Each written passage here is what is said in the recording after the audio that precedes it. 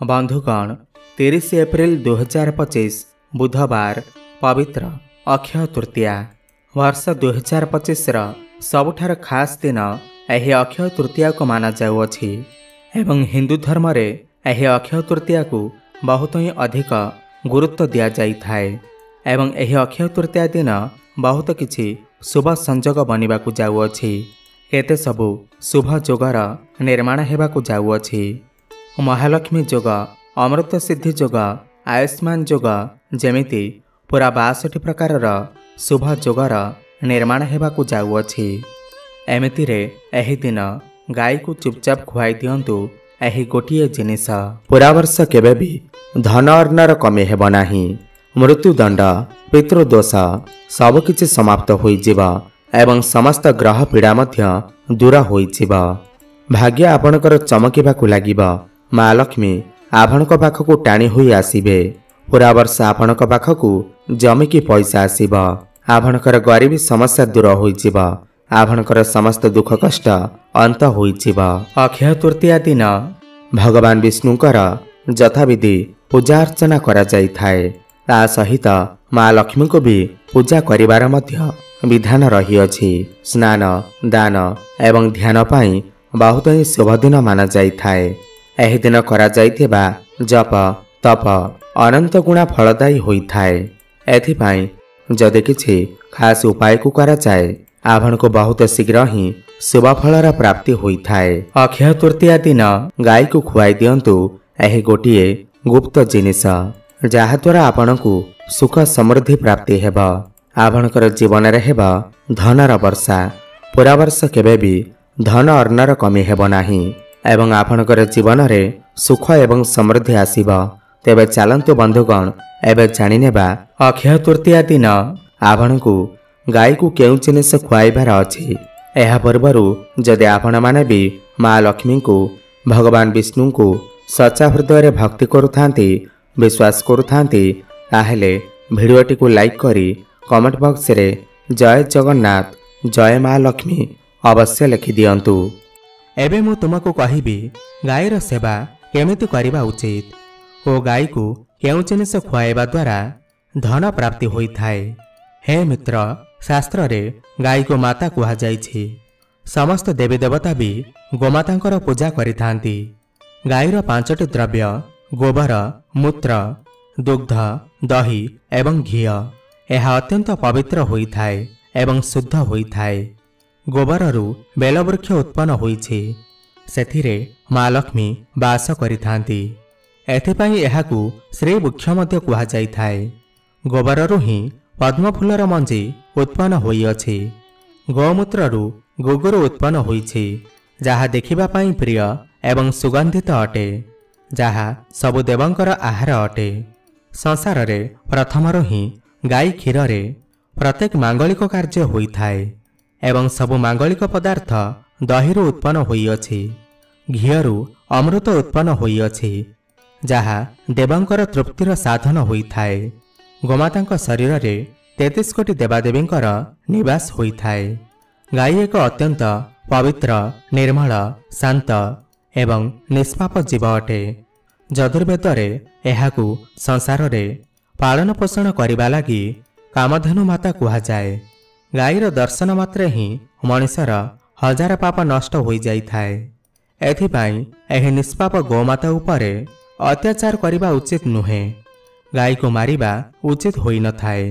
केबे भी गाय को कष्ट देबा उचित होई न थाए।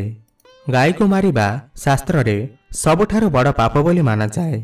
जो मनुष्य गायर बिना स्वार्थ रे सेवा करि थाए तो सही व्यक्ति सुख समृद्धि प्राप्त करि थाए। जो स्त्री रोषेई घरे बना जाइथिबा प्रथम रोटी को गोमाता को खुआई थाए तो सही स्त्री सदा सर्वदा सुहागिनी रही थाए एवं सौभाग्यशाली रही थाए। जो व्यक्ति गाय ठारू प्राप्त पंचद्रव्य को घरे रखि थाए सही घर को दुख दरिद्रता केबे भी आसीब नाही। जो व्यक्ति प्रत्येक दिन किछि ना किछि गोमातांकर सेवा करि थाए तो सही व्यक्ति सबुठारु अधिक पुण्यवान व्यक्ति होई जाई थाए। शास्त्र रे गोमातांकु माँ लक्ष्मी को रूप माना जाए। एथिपाई गाय पूजा करिबा द्वारा दरिद्रता दूर होइथाए। प्राचीन कालरू ही गोमातांकर सेवा करिवार परंपरा रही आसीअछि। केतक आश्रमरे मुनि माने निज कुटीररे गाईर पालन करिथांती तथा राजा महाराजा माने गाईर दान करुथिले। गाईर दान को सबुठारु बड़ दान बोली कुहाଯାଏ। गाईर दान करिबा द्वारा सबु जन्मर पाप नष्ट होई जाइथाए एवं मनुष्य को मोक्ष प्राप्ति होइथाए। गोमातांकर दर्शन करिबा बहुत शुभ होइथाए। शास्त्र कहिथाए सबुदिन सकाले गाईर दर्शन करिबा द्वारा अनेक पुण्य प्राप्त होइथाए एवं सकाले गोबर दर्शन हेबा द्वारा लक्ष्मी प्राप्ति होइथाए। जदि आपण कौनसी महत्वपूर्ण कार्य जाउछंती एवं अचानक गोमाता आपणकर रास्तार आसी जाए तो सही कार्य निश्चिंत ही सफल होइथाए। कौनसी यात्रा रे बाहरुथिबा समय रे गोमातांकर दर्शन होई जाई था सही यात्रा सुखपूर्ण होइथाए, बहुत शुभ होइथाए, एथिरे संदेह नाही। जदि कुंडली रे पितृदोष लागि थाए तो अन्य उपाय सहित प्रत्येक दिन गोमाता को रोटी एवं घास खुआइबा द्वारा अनेक लाभ प्राप्ति होइथाए एवं पितृदोषर मध्य मुक्ति मिलिथाए। एही प्रकार रे जदि कुंडली रे शनिक 7.5 बा 2.5 महादशा चली अछि तो प्रत्येक शनिवार दिन एवं अमावास्या को कला रंगर गाई को घास बा रोटी खुआंतु एवं गाईर पूजा करंतु। एहा द्वारा शनि दोषरु मुक्ति मिलिथाए। गोमूत्र बहुत ही उपयोगी एवं पवित्र होइथाए एवं स्वास्थ्य दृष्टि अत्यंत हितकारी होइथाए। आध्यात्मिक दृष्टि गोमूत्रर महत्व रहिबा सहित वैज्ञानिक दृष्टि गोमूत्रर बहुत ही लाभ मिलिथाए। गोमूत्र रे बहुत खनिज पदार्थ एवं स्वर्णबोधक तत्व मिलिथाए। आम शरीर को शुद्ध करिथाए आ बहुत रोगरे मध्य बंचैथाए। यह सहित गोमूत्र को सिंचन करिबा द्वारा वातावरण रे शुद्धता एवं पवित्रता व्यापी थाए। एथिपाई आम शास्त्र रे शरीर को निरोग रखिबा पाई प्रत्येक दिन गोमूत्र को सेवन करिबा सहित घरे सिंचन करिबा पाई कुहा जाइछि। कुंडली रे शुक्र ग्रहंकर स्थिति मजबूत करिबा पाई ज्योतिष अनुसार सकाळर प्रथम रोटी को धला गाई को खुआइबा बहुत शुभ माना जाइथाए। एहा द्वारा शुक्र ग्रह मजबूत होइथाए। जदि कुंडली रे बुध ग्रह कमजोर अछंती बा कोनोसी कारणरू दोष लागिछि तो प्रत्येक बुधवार दिन गाई को सबज चारा खुआइबा आरंभ करि दियंतु। एहा द्वारा बुध ग्रह सहित जड़ित समस्त दोषरू मुक्ति मिलिथाए।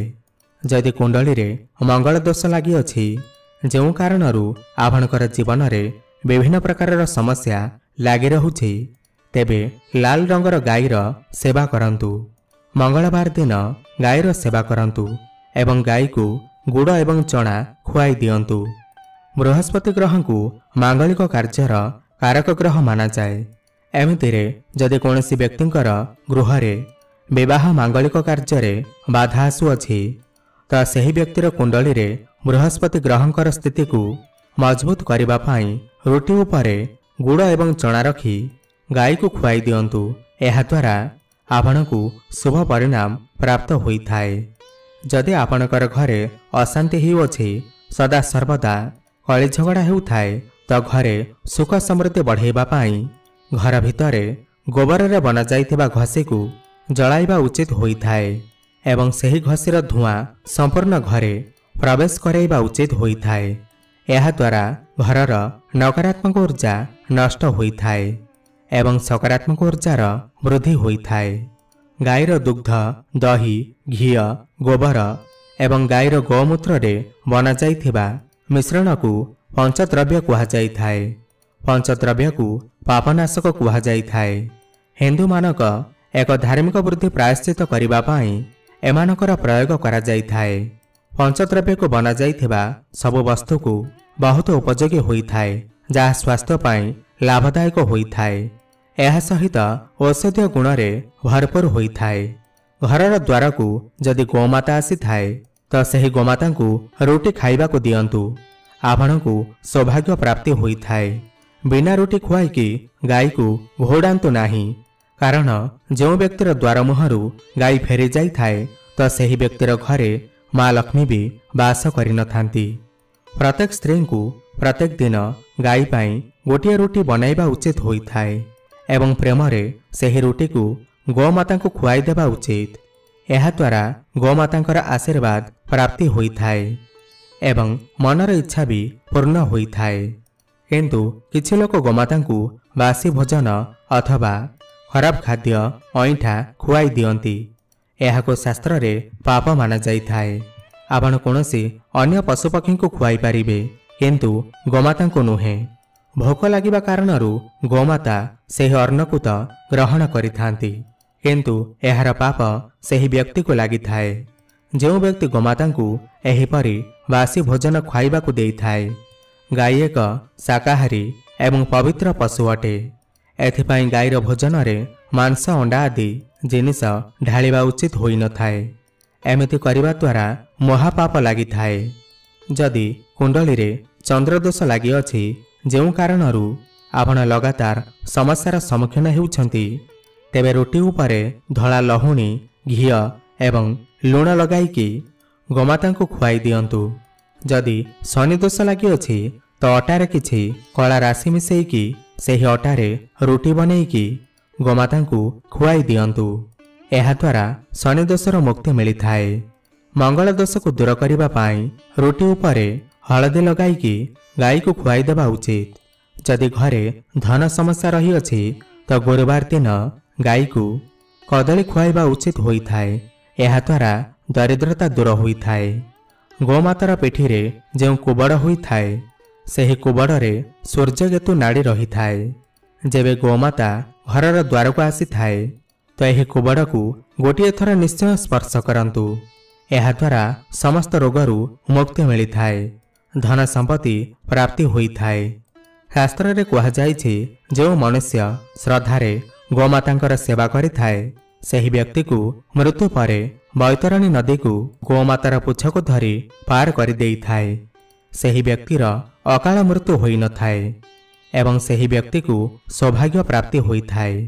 जो व्यक्तिर भाग्यर रेखा हजि जाइछि बा दुर्भाग्य आपणकर पिछा छाड़ू नाही तो सही व्यक्ति हाथ रे गुड़ रखिकी जदि गोमाता जीभरे चटई थाए तो सही व्यक्तिर सोई रहितबा भाग्यरेखा खोली जाई थाए एवं सही व्यक्तिर दुर्भाग्य सौभाग्य रे परिणत होई जाई थाए। गोमाता को राशि रे तैयारी होइतबा लडू राशि रे तैयारी होइतबा जेकोनसी पदार्थ गोमाता को निश्चय खाइबा को दियंतु। एहा द्वारा आपनकु अखंड सौभाग्यर प्राप्ति हेबा। तो बंधुगण एही प्रकार रे भगवान श्रीकृष्ण गाईर महत्व विषय कहिछंती। आपण भी गोमाता को एही गोटे जिनिस अवश्य खुआई दियंतु। आपणकर सब मनस्कामना निश्चय पूर्ण होई जिवो। तेबे बंधुगण आपनको जदि भिडियोटी भल लागि थाए ताहेले तळे थिबा हम कमेंट बॉक्स रे जय गोमाता, जय माँ लक्ष्मी, जय श्री विष्णु अवश्य लिखंतु एवं भिडियो को गोटे लाइक करंतु। धन्यवाद।